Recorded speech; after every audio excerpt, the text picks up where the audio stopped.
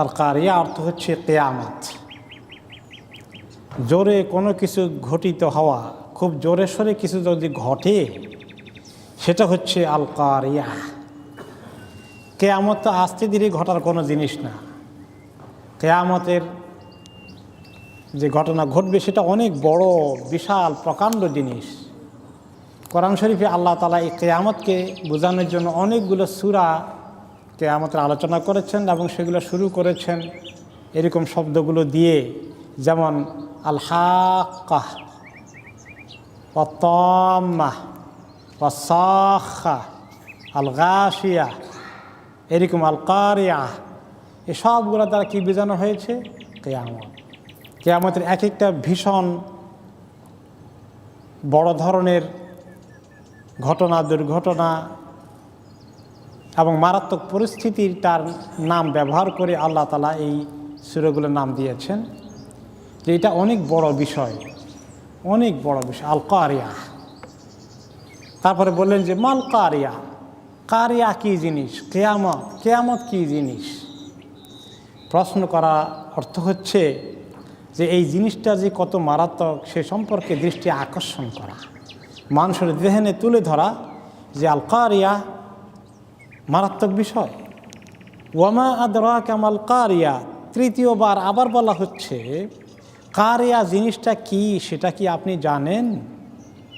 নবী মুহাম্মদ সাল্লাল্লাহু আলাইহি ওয়াসাল্লামকে অ্যাড্রেস করে বলা হচ্ছে, কিন্তু আমাদের সবাইকে আল্লাহ তাআলা এই কথাগুলো বলছেন যে আল কারিয়া, মাল কারিয়া, ওয়ামা আদরাকা মাল কারিয়া। কারিয়া মহা ঘটনা, মহা দুর্ঘটনা, এই বিশাল ঘটনা কিয়ামতের। তুমি কি জানো সে কারিয়া কী জিনিস? ইযা ওয়াকা বিহিম আমরুন ফাযিয়া, যখন আরবের মধ্যে কোনো ধরনের মারাত্মক কিছু ঘটে যায়, বড় ধরনের কোনো অঘটন ঘটে, তখনই তারা কারিয়া শব্দ ব্যবহার করে। ফাহিয়া শাদীদাতু মিন শাদাইদিদ দাহর, বড় মুসিবত যে জিনিস নিয়ে আসে সেটাই হচ্ছে আল কারিয়া।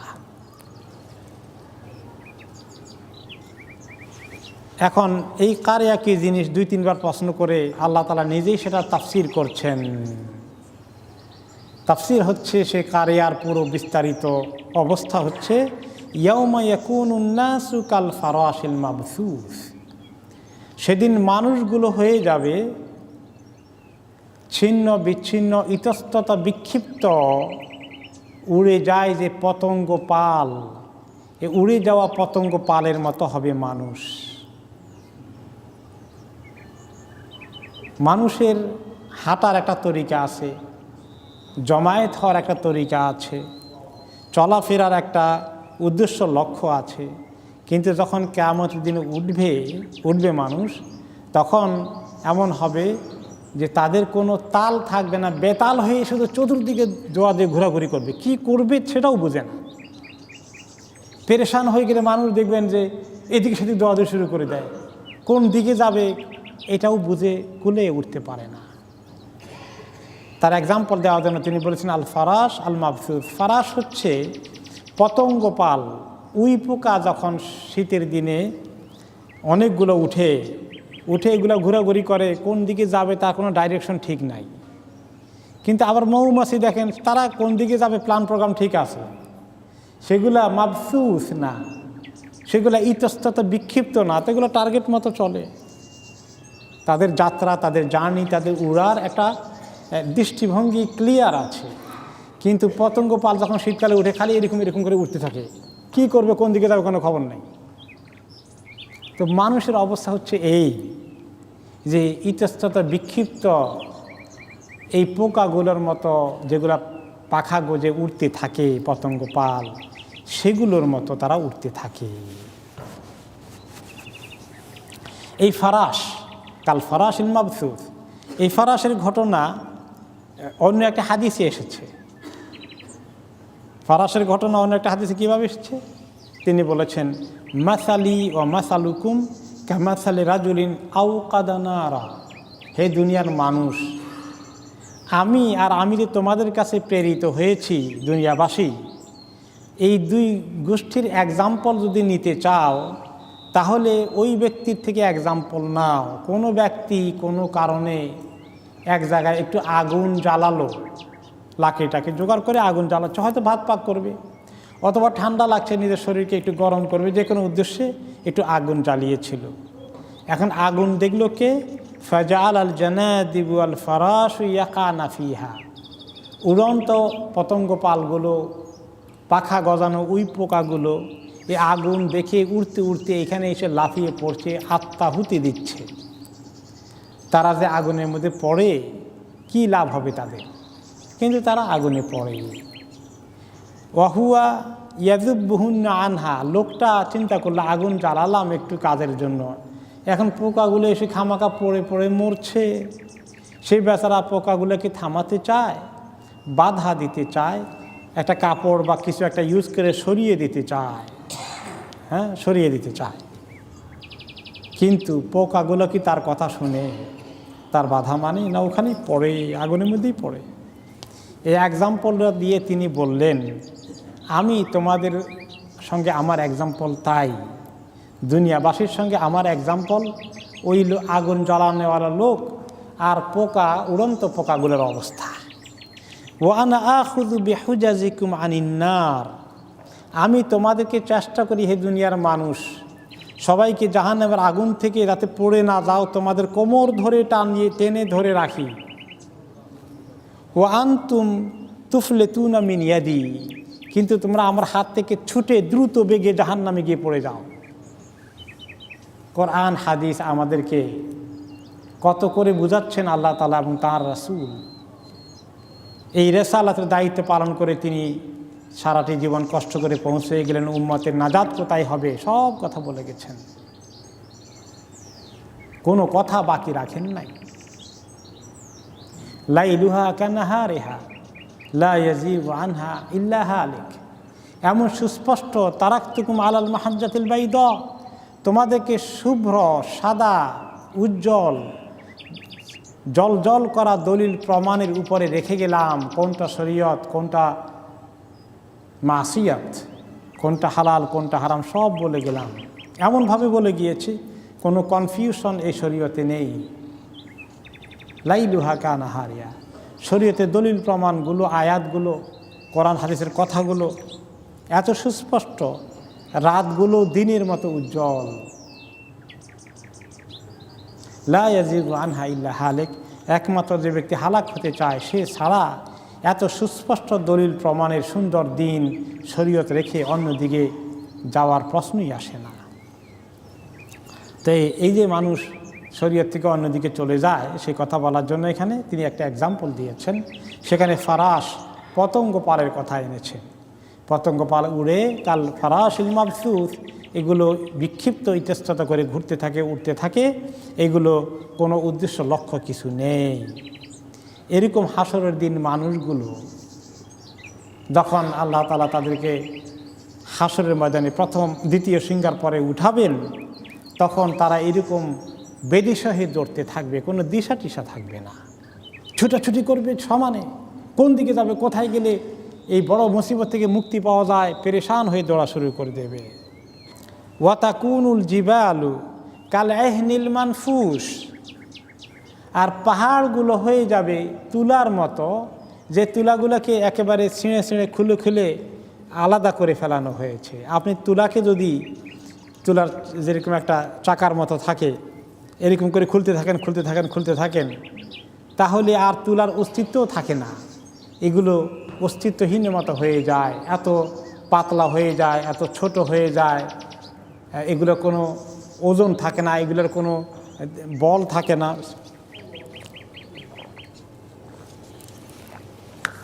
পাহাড়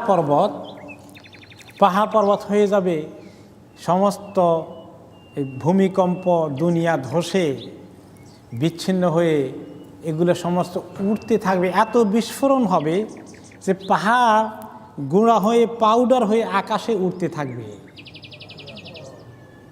বালুর মতো উঠতে থাকবে। এবং সেগুলোর এক্সাম্পল দেওয়া হয়েছে ওই যে তুলা যেরকম উড়ে এরকম উঠতে থাকবে। কি পরিমাণ বিস্ফোরণ হলে, এক্সপ্লোশন হলে এই পাহাড়ের বালিগুলো বিচ্ছিন্ন হয়ে এরকম বাতাসে উঠতে থাকে। বিশাল বিশাল হিমালয় পাহাড়ের মতো পাহাড়গুলো উঠতে থাকবে তুলার মতো। এই হলো কিয়ামতের দিনের পরিস্থিতি। সেই পরিস্থিতিতে যখন হাসরের ময়দানে আসবে, এসে এখন অনেক বড় কাজ আছে। সব দুনিয়া শেষ হয়ে গেল, মানুষের শেষ হয়ে গেল, তাহলে তো এমন সমস্যা ছিল না, শেষ হয়ে গেছে, সব শেষ, খালাস, আর এত চিন্তা কি আছে। কিন্তু শেষ হয়ে গিয়ে তো সব শেষ হলো না, কেবল শুরু, আসল জিনিস শুরু হলো। আল্লাহ তাআলার কাছে হাজিরা দিতে হবে, আমল নামা আসবে। সেখানে সূর্য মাথার উপরে চলে আসবে, গরমে ঘামে মানুষ সাঁতার কাটতে থাকবে। গরমে ঘামের মধ্যে ঘামের পরিমাণ কতদূর হবে, আমলের দুর্গতি অনুযায়ী যাদের আমল ভালো, ঘাম তাদেরকে টের পাবে না, তাদেরকে টাচ করবে না। কিন্তু যাদের আমল খারাপ, তাদের আমল খারাপ, তাদের ঘাম ঝরতে ঝরতে হাঁটু পর্যন্ত আসবে, কারো ঘাম কোমর পর্যন্ত আসবে, কারো ঘাম বুক পর্যন্ত আসবে, কারো ঘাম মুখ ডুবে যাবে, কারো নাক ডুবে যাবে, চোখ ডুবে যাবে, সাঁতার কাটতে হবে তাকে ঘামের মধ্যে। এরকম অবস্থা হবে। কিতাব দেওয়া হবে, ইকরা কিতাবাকা কাফা বিনাফসিকা আল-ইয়াওমা আলাইকা হাসিবা। তোমার আমলনামা পড়ো। ডান হাতে কিতাব রিসিভ করলে বোঝা যাবে যে সুসংবাদ আছে, বাম হাতে কিতাব রিসিভ করলে খবর আছে। দাঁড়িপাল্লায় ওজন করা হবে, মিজান নিয়ে আসা হবে। এই সমস্ত আল্লাহ তাআলার সামনে বসানো হবে আপনাকে। আপনি আর আল্লাহ একা একা কথা বলবেন। ওয়ালাইসা বাইনাকুমা তারজুমান, আপনাদের দুইজনের মধ্যে কোনো মধ্যস্থতাকারী, কোনো ইন্টারপ্রেটার, কোনো অনুবাদক, তর্জমা করনেওয়ালা কেউ নাই। এই যে হিসাব নিকাশের পরিস্থিতি আসবে, সেদিনের কথা আল্লাহ তাআলা তুলে ধরছেন যে ওই দিন মান সাকুলাত মাওয়াজিনহু, যার নেকির পাল্লাটা ভারী হবে, আমল নামায় আমল যেটা রিয়েল আমল, ভালো আমল, সেটা যদি ওজন ভারী হয়, তার ওজনের পরিমাণ যদি নেকিতে ভর্তি হয়ে যায়, ফাহুয়া ফি ঈশাতির রাদিয়া, তিনি অত্যন্ত সন্তুষ্টজনক জিন্দিগি যাপন করবেন, চরম সন্তুষ্টির জিন্দিগি তিনি পেয়ে যাবেন। এই সন্তুষ্টির জিন্দিগিটা কি? আইশুন মারদি ইয়ারদাহু সাহেবু, এমন সুন্দর জিন্দিগি তাকে দেওয়া হবে, সেই জিন্দিগি পেয়ে তাই সে খুশি হয়ে যাবে জান্নাতে গিয়ে। কারণ হচ্ছে সে সারাটা দিন ফালা আইশাতু কুল কালিমাতুন তাজমাউ নিআম আল্লাতি ফিল জান্নাহ, আইশাতুর রাদিয়া, সমস্ত নিয়ামত জান্নাতে তাকে দেওয়া হবে। কি কি নিয়ামত দিয়ে সে খুশি পেয়ে খুশি হবে? কাল ফুরুশিল মারফুয়া, অনেক উঁচু সিট, শোয়ার জন্য বেড। কত উঁচু হবে? কোন কোন হাদিসে এসেছে জান্নাতীদের বেড বা ম্যাট্রেস এত উঁচু হবে, ইরতিফাউহা মিকদারু মিআতু আম, 100 বছরের যাত্রার মতো এত উঁচু বেড ম্যাট্রেস, এত হাই স্লিপ। এখন এত উঁচু বেড হইলে ম্যাট্রেসে উঠবেন কেমনে? এখন কি মই লাগবে, ল্যাডার লাগবে ওখানে উঠতে? 100 বছর ধরে উঠেন শোয়ার জন্য, তো আর শোয়ার কাম শেষ না, এমন অটোমেটিক সিস্টেম। এত উঁচুটা ফাইযা দানা মিনহা ওয়ালিউল্লাহ ইত্তাদাআত হাত্তা ইস্তাউইয়া আলাইহা, আল্লাহর ওলি জান্নাতি লোকটা যখন এই বিছনায় শুইতে চাইবে, মনের ইচ্ছা আসবে, মনের ইচ্ছাটা হলো সুইচ, মনের ইচ্ছার সঙ্গে বেডটা 100 বছর উঁচু, এই বেড এরকম করে তার সাইজ মতো তার লেভেলে এসে নিচু হয়ে যাবে। নিচু হওয়ার পরে আল্লাহর ওয়ালি যখন সেখানে শুবে, হাত্তা ইস্তাউইয়া আলাইহা, সেখানে যখন আরাম করে শুয়ে যাবে, সুমাত্তা তাফঈউ কাহাইআতিহা, তখন সে আবার অটোমেটিক্যালি তার জায়গায় 100 বছরের উপরে চলে যাবে। এখন 100 বছরের উঁচু যদি রকেটের গতিতে এক লাফ দেয়, তাহলে কি উপায় হবে? বেশি জোরে লাফ দিলে তো সিট খেয়ে পড়বেন। কিসের আরাম টারাম, হাড্ডি হুড্ডি ভেঙে যেতে পারে। এইরকম হবে না। আল্লাহ তাআলা সেটাকে এমন সিস্টেম করেছেন, আল্লাহর ওলি উঠবে এভাবে যে সে ট্যারি পাবে না যে উঠে গেল। কোনো কোনো সময় লিফটে জোরে টান দিলে একটু মাথা ঘুরে ওঠে, কোনো কোনো সময় দেখা যায়। এরকম জোরে টান দিবে না, এমনভাবে উঠে যাবে ট্যারি পাওয়া যাবে না। ও মিসলুসা যারাতে ফারউহা কাযালিকা আইদান মিনাল ইরতিফা, এরকম গাছের বিভিন্ন ফলদার গাছগুলো অনেক উঁচুতে সুন্দর সুন্দর ফল দেখা যাবে। আচ্ছা, একটা ফল দেখা যায় গাছের আগায় খুব সুন্দর, এত আকর্ষণীয় লাগছে সেটা নিতে মনে চায়। এরকম গাছে মনে আছে, বড়ই গাছে একটা বড়ই খুব উপরে, মাশাআল্লাহ দারুণ আকর্ষণীয় লাগে, ওইটা পাইতে মনে চায়।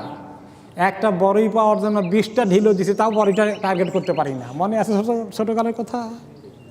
তারপর লগি টুকি এনেও অনেক সময় কাবু করা যায় না, এত উপরে মনের ভিতরে খুব আঁকুবাকু করে, হায় রে পাওয়া গেল না, ওইটা কত জানি স্বাদ হইতো। আল্লাহ তাআলার ওলি যখন জান্নাতে গাছের আগার ওইটা দেখতে চাইবে, খাইতে চাইবে, ফাইদাশতাহা ওয়ালিউল্লাহ সামারাতাহা তাদাল্লাত ইলাইহি, আল্লাহর ওলি চাওয়া মাত্র গাছের ডালটা তার সামনে এসে হাজির হয়ে যাবে। সুবহানাল্লাহ, কি অটোমেটিক সিস্টেম! আগের জমানায় এগুলো বললে সাহাবীরা কেমনি বিশ্বাস করছেন শুধু ঈমানের জোরে। আমাদের মতো সায়েন্টিফিক ডেভেলপমেন্ট তো দেখেন নাই, এখন তো অনেক কিছু অটোমেটিক আমাদের জমানায় আবিষ্কার হয়ে গেছে, হয়ে যায়নি? হ্যাঁ, আপনি পানির ট্যাপের কাছে কোনো সুইচ নাই, পানির ট্যাপের কাছে নিলেন, পানি বাইর হয়ে যাচ্ছে অটোমেটিক্যালি, অটোমেটিক সিস্টেম। আমাদের বুঝতে তো সহজ হয়ে গেছে। আমি চিন্তা করি সাহাবীরা বুঝছেন কেমনে? শুধু ঈমানের জোরে, যে আল্লাহ তাআলা বলছেন হয়েই যাবে, বাস। ওয়ালাইকুম আসসালাম। কিন্তু আমাদেরকে বোঝার জন্য আল্লাহ তাআলা অনেক সুন্দর সায়েন্টিফিক ডেভেলপমেন্টে মানব জাতিকে পৌঁছে দিয়েছেন।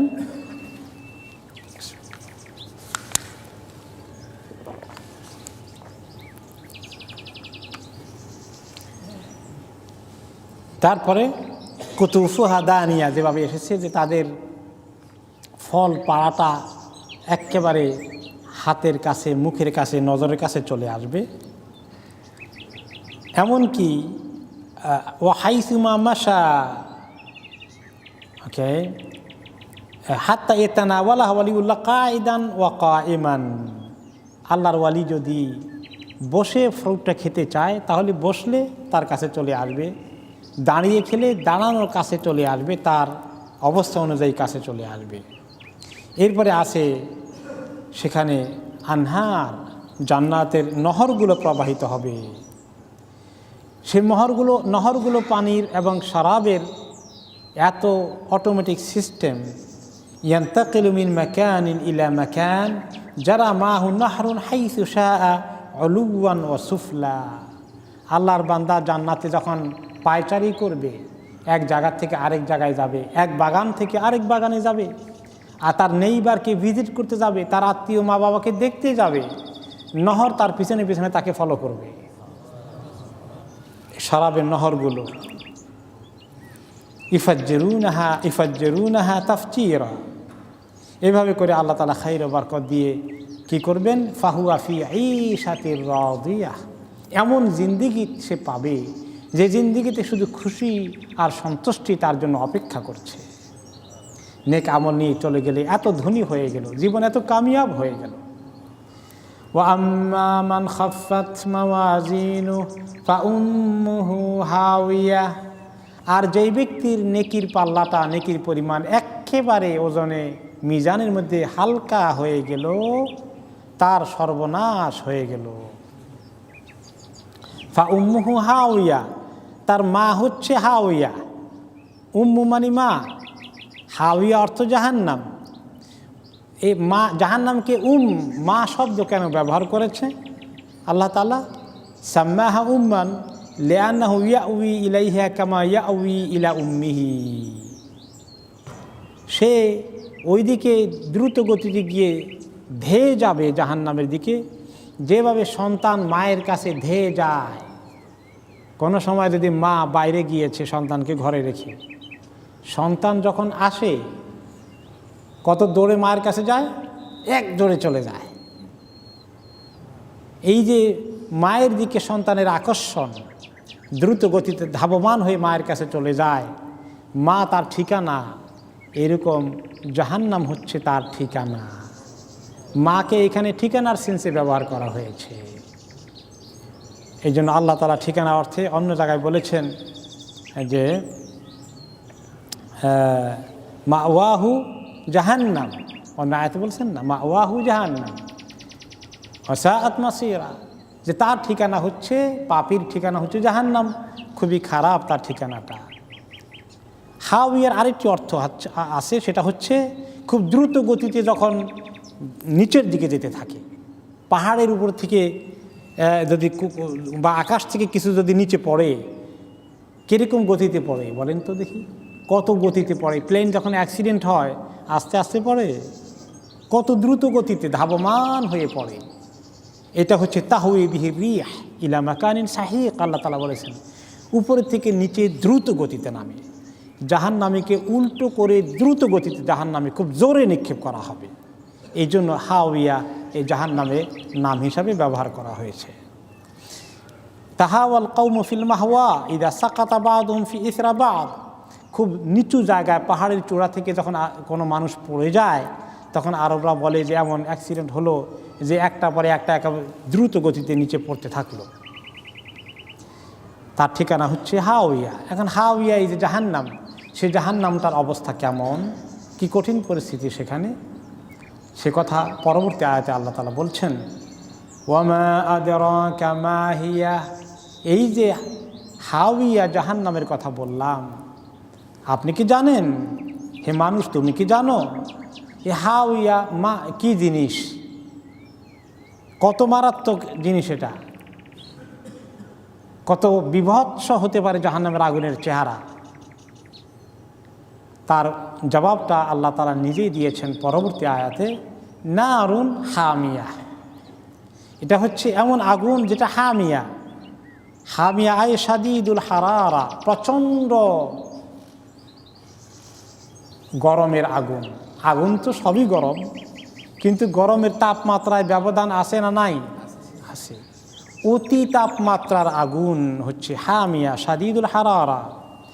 কেমন এই জাহান্নামের আগুনের তেজটা, এর তেজ কত বেশি সেটা বোঝানোর জন্য এক হাদিসে নবী করিম সাল্লাল্লাহু আলাইহি ওয়াসাল্লাম বলেছেন, সহিহ মুসলিমের হাদিস, ক্বালা নারুকুম হাযিহি আল্লাতী ইউকদি ইবনু আদম জুজউম মিন 70 জুজআম মিন হাররে জাহান্নাম। এই তোমাদের যে আগুন জ্বালাও পৃথিবীতে, জানো কি, যদিও অরিজিনালি সেম রুট, মূল আগুন একই, কিন্তু তোমাদের আগুনটা মাত্র জাহান্নামের আগুনের 70 ভাগের 1 ভাগ তেজ এই আগুনে আসে। তাহলে জাহান্নামের আগুনের পরিমাণ তেজ আরও 69 গুণ বেশি।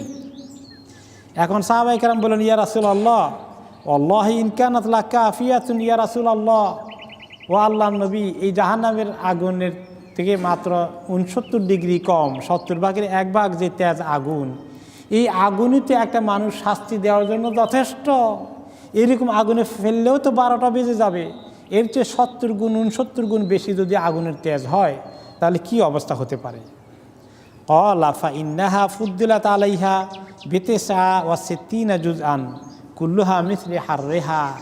দুনিয়ার যে আগুন দেখো একটা মানুষকে পুড়িয়ে মেরে ফেলতে পারে, এইটার তুমি আরও 69 গুণ পাওয়ার এই আগুনের সঙ্গে যোগ করতে হবে, করো দেখি, তাহলে দেখো কীরকম হতে পারে আগুনের তেজ।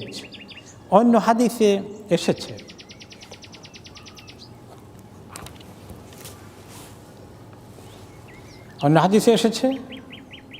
ইন্না নারাকুম হাযিহি জুজউম মিন 70 জুজআম মিন নারি জাহান্নাম। এই তোমাদের কাছে যে আগুন আছে পৃথিবীতে, দুনিয়ার মধ্যে আগুনের যে ব্যবহার করা জ্বালাও, এটা জাহান্নামের আগুনের মাত্র 70 ভাগের 1 ভাগ। আর এই জাহান্নামের আগুনের 70 ভাগের 1 ভাগ নিয়ে দুনিয়ার জন্য যে আল্লাহ দিয়েছেন, তাও ওইভাবে রাখেননি। 70 ভাগের 1 ভাগে কী করেছেন? অদুরিবাত বিল বাহরে মাররাতাইন। এই 70 ভাগের 1 ভাগকে আবার সাগরের মধ্যে 2বার পানির মধ্যে চুবিয়ে দিয়েছেন, 2বার করে পানির মধ্যে চুবিয়ে এটাকে আরও ঠান্ডা করেছেন। ওয়ালাউলা যালিকা মা জাআলাল্লাহু ফিহা মানফাআতুন লিআহাদ। যদি এরকম হালকা না করতেন, যে কমাইতে কমাইতে 70 ভাগের 1 ভাগ করেছেন, এরপরে 2 বার পানি দিয়ে ধুয়ে ফেলেছেন, এরকম হালকা যদি না করতেন তাহলে যে আগুন জ্বালাও, এই আগুন দিয়ে দুনিয়াতে কোনো ফায়দা পেতা না। মানে আগুনের মধ্যে ভাত পাক করতে পাতিল বসাইছ, পাতিলকে আগুন খাইয়ে ফেলতো, কিসের ভাত খাবা? তো এরকম করে আগুনকে এত হালকা করে আমাদের প্রয়োজনের কাজে আল্লাহ তাআলা ব্যবহার করতে উপযুক্ত করে দিয়েছেন। তারপরে সেই আগুনে যদি কাউকে ডুবে দেয় কেমন হবে? হায় হায়। অন্য হাদিসে এসেছে যে উকিদা আলা নারে আলফু সানাহ হাত্তা ইহমাররাত, আগুনকে আল্লাহ তাআলা 1000 বৎসর পর্যন্ত জ্বালিয়ে জ্বালিয়ে এই আগুন লাল রং ধারণ করলো ম্যাচিওর্ড হয়ে। সুম্মা উকিদা আলাইহা আলফা সানাতিন হাত্তা বিয়াদ্দাত, আবার আরও 1000 বছর আগুনকে জ্বালাতে জ্বালাতে আগুন আরও ম্যাচিওর্ড হয়ে সাদা রং ধারণ করলো। সুম্মা উকিদা আলাইহা আলফা সানা হাত্তা ইসওয়াদ্দাত ফাহিয়া সাউদাউন মুযলিমাহ, এরপরে আরও 1000 বছর জ্বালিয়ে আগুনের রঙকে আরও ম্যাচিওর্ড করে পরিপূর্ণ কালো রং ধারণ করেছে। এবং সে জাহান্নামের আগুন এখন লালও না, সাদাও না, অন্ধকার ভীষণ কালো আগুন, ভীষণ অন্ধকার কালো আগুন। এই আগুনের এমন তেজের কারণে আগুন নিজেকে খাওয়া শুরু করে দেয়। সে কথা বুখারী মুসলিমের হাদিসে এসেছে। ইশতাকাতিন নারু ইলা রাব্বিহা, জাহান্নাম জ্বলতে জ্বলতে আগুন বেশি হয়ে তার আল্লাহ তাআলার কাছে কমপ্লেন শুরু করলো, ইয়া রব আকালা বাদি বাদা, এত আগুনের তেজ হয়ে গেছে, আমার এক এক অংশ আরেক অংশকে খাওয়া শুরু করে দিয়েছে, এক অংশ আরেক অংশকে একদম আগুনে খেয়ে ফেলতেছে, গ্রাস করে ফেলছে। কি করা যায়? ফাআযিন আল্লাহা বিনাফাসাইন, নাফাসুন ফিস শীতা ও নাফাসুন ফিস সাইফ। তখন আল্লাহ তাআলা জাহান্নামকে 2টা নিঃশ্বাসের অনুমতি দিলেন, একটা নিঃশ্বাস গ্রীষ্মকালে, আরেকটা নিঃশ্বাস শীতকালে। গ্রীষ্মকালে নিঃশ্বাসটা ফাশতাদ্দা মা তাজিদুনা ফিস শিতাই মিন বারদিহা ওয়া আশাদ্দু মা তাজিদুনা ফিস সাইফি মিন হাররিহা, অতিরিক্ত শীতের সময়ে যে তোমরা ঠান্ডা পাও, এটা জাহান্নামের জামহারিরের শীতের নিঃশ্বাস, আর গরমকালে যেটা পাও সেটা প্রচণ্ড আগুনের নিঃশ্বাসটাই সামারে, তোমাদের একটুখানি তোমরা টের পাও যখন সেই নিঃশ্বাস ছাড়ে। তাহলে এই জাহান্নাম তার এত তেজ, সেই জাহান্নামের কথা আল্লাহ তাআলা বলছেন ফাউম্মুহু হাওয়া, এই ব্যক্তির মা অর্থাৎ ঠিকানা, তাকে নিক্ষিপ্ত করা হবে জোরে সোরে উপর করে হাওয়া দোজখে। ওমা আদরাকা মা হিয়া, তুমি কি জানো সেটা কি জিনিস? নারুন হামিয়া, এটা হচ্ছে এরকম জ্বলন্ত আগুন যে আগুনের অনেক তেজ হয়ে যাবে, এত তেজ হবে। সে তেজের বর্ণনা আমরা একটু আগে শুনলাম।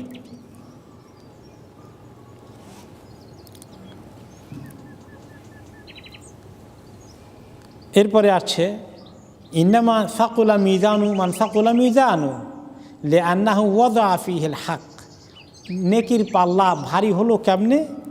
যেই ব্যক্তি হক দিনকে অনুসরণ করেছে এবং বাতিল থেকে দূরে থেকেছে, সেই ব্যক্তির আমলগুলো জমা হতে হতে তার মিজানকে, পাল্লাকে, দাঁড়ি পাল্লাকে অনেক ভারী করে দিয়েছে। আর যেই ব্যক্তি দাড়ি পাল্লা খুব পাতলা, মানে তার আমলটা ওজন করে নেক আমলটা খুব কম হয়, তার মানে সেই ব্যক্তি অনেক বাতিলের মধ্যে ডুবেছিল, হকের দিকে আসেনি। সে বাতিল নিয়ে বসবাস করেছে, বাতিল তার দিন রাতের চিন্তা ছিল, তার আমলের মধ্যে ছিল, তার আকীদার মধ্যে ছিল, তার লেনদেনের মধ্যে ছিল। কোন কোন রিওয়ায়াতে এসেছে আন্নাল মাউতা ইয়াসআলুনার রাজুল ইয়াতিহিম আন রাজুলিন মাতা ক্বাবলাহু, কোন সময় যখন কেউ মারা যায় নেককার লোক, তখন তার কাছে,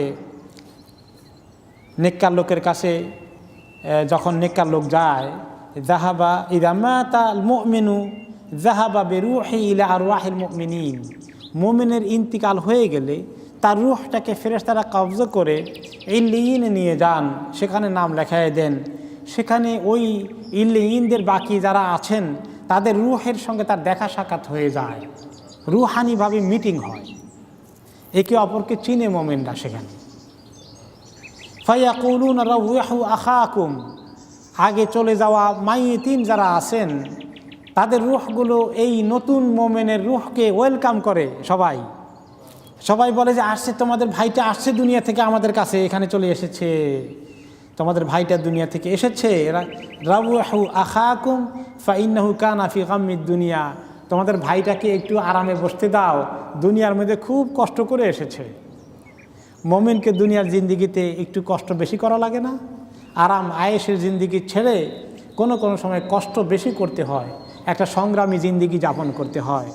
দুনিয়ার মধ্যে নফসের সঙ্গে সে যুদ্ধ করে, সমাজের সঙ্গে যুদ্ধ করে, জেল জুলুম নির্যাতন সহ্য করে, বাতিলের কষ্ট পেয়ে দুনিয়া থেকে যায়। বলে যে তোমাদের ভাইটা বড় কষ্ট করে এসেছে, তাকে একটু সান্ত্বনা দাও, তার জন্য একটু দোয়াদড়ি শুরু করে যায় তারা। এরপরে তারা তাকে অনেক কথা জিজ্ঞাসা করে।